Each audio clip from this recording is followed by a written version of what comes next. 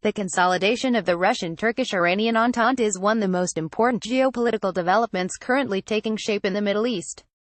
The country's presidents, Vladimir Putin, Recep Tayyip Erdogan and Hassan Rouhani, met in Ankara on Wednesday to discuss the Syrian conflict for the second time in less than 6 months. Since the beginning of the year, the three powers have found themselves under increasing pressure from the United States. Russia, already accused of interfering in the 2016 U.S. elections, has faced a Western backlash over the poisoning of former double agent Sergei Skripal and his daughter in the UK. Turkey, which occupied Afrin last month, is becoming restless over the fate of northeastern Syria. Its leaders are demanding the U.S. ends its support for the Kurds. Meanwhile, Tehran has it as two anti-Iran figures, Mike Pompeo and John Bolton, made their way to the top of the U.S. foreign policy-making process. Iranian leaders can now expect the nuclear deal, and with its sanctions relief, to suffer a serious setback in the coming weeks. American pressure is, therefore, bringing the three powers closer despite their divergent interests, and Syria has become the main theater for their confrontation with the U.S. The new American strategy for Syria, announced in January by now ex-Secretary of State Rex Tillerson, and co-charted by ex-National Security Advisor H.R. McMaster, represented a direct challenge to the interests of Russia, Turkey and Iran. The strategy's declared goals were to curb Iranian influence and to continue support for the Kurdish forces, Turkey's arch-enemies, in northeastern Syria. The American strategy, even though it did not take aim at Russia, was a challenge to the latter's interests in Syria, as it signaled a vigorous American return to the Syrian scene.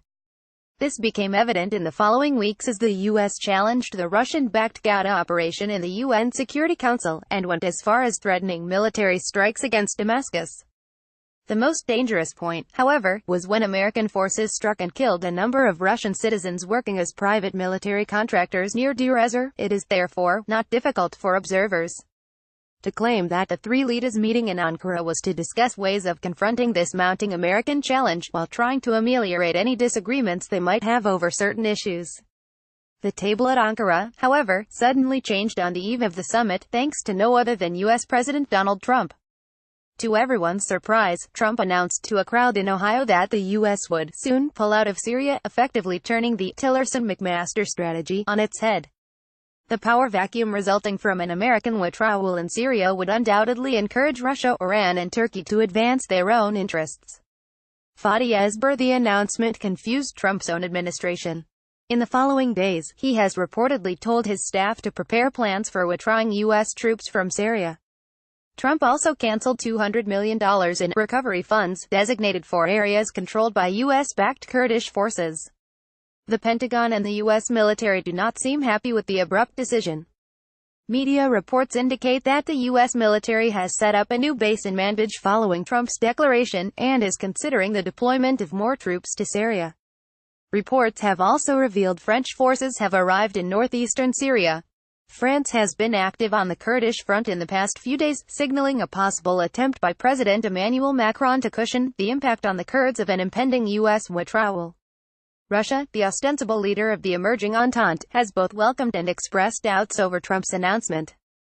So how would this American curveball reshape the negotiations at Ankara? The power vacuum resulting from an American withdrawal would undoubtedly encourage all three powers to advance their own interests. If not mitigated properly, inheriting this geographical space, which is home to Syria's oil, wheat, and cotton riches, will cause friction within the bloc. Putin, Erdogan and Rouhani, however, will recognize Trump's move for what it might also be, a cleverly timed curveball aimed at disrupting the summit. Therefore, it was unlikely that the three leaders would immediately move on to the laborious task of negotiating the shape of a post-American northeastern Syria.